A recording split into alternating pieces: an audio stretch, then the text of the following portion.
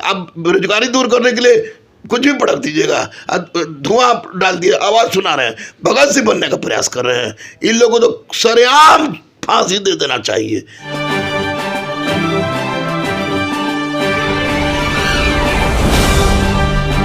नमस्कार, मैं चंद्रकांत मिश्रा और आप देख रहे हैं today24.in। और आपको जानकारी होगी कि एक बार फिर से सदन धुआं हो गया, फिर से एक बार सुरक्षा में चूक हो गई। ये क्यों हुआ और कैसे हुआ, अपनी बातों को बेबाक रखने वाले गुरु रहमान सर आज हमारे साथ में हैं। इनसे हम जानेंगे कि सर इसे आप कैसे देखते हैं। ये बहुत ही आश्चर्यजनक घटना है, बहुत बड़ी चूक है ये कि संसद में कोई भी घुस जा रहा है और किसी सांसद से आपको पास बनवा घुस जा रहा है और इस तरह की बात कर रहा है। इससे घृणित कोई काम हो ही नहीं सकता है। निश्चित रूप से इसको चूक क्या महाचूक कहें तो गलत नहीं होगी।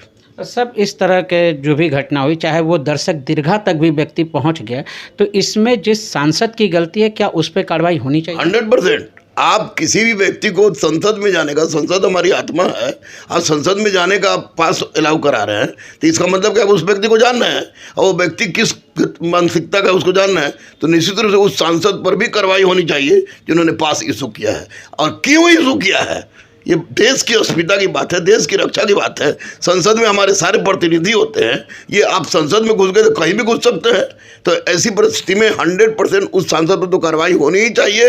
और साथ ही साथ इस तरह के जो भी तत्व हों, किसी संगठन से जुटे हों या न जुटे हों संगठन से, लेकिन अगर देश के विरुद्ध सोचे हैं तो इन पर कठोर से कठोर कार्रवाई करके ऐसी सजा देनी चाहिए कि इनकी 7 पीढ़ी तक भारत के विरुद्ध सोचने से कांप जाए।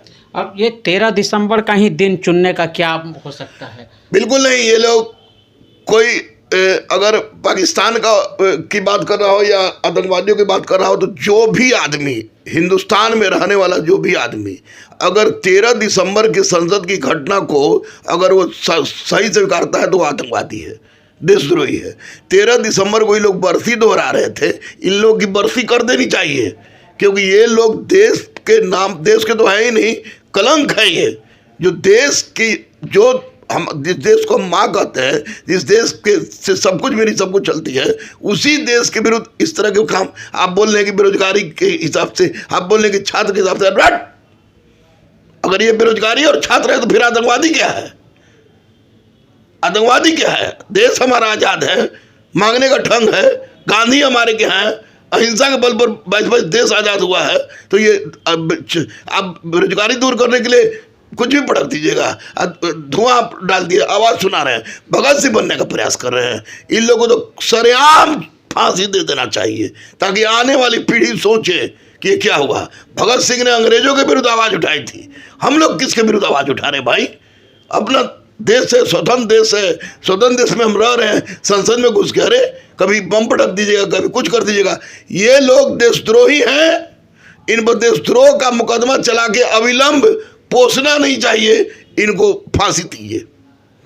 चलिए, तो आपने देखा कि जिस तरह से सदन शर्मसार हुआ है, रहमान सर का गुस्सा बिल्कुल ही जायज़ है और इन्होंने साफ तौर पे ये मांग भी की है कि ऐसे लोग छात्र नहीं हो सकते हैं, ऐसे लोग अपनी मांगों को जो रखने का ढंग ये बता रहे हैं वो बिल्कुल ही गलत है। और सर ने पुरजोर तरीके से कोशिश की है कि इस पर अविलंब कार्रवाई होनी चाहिए।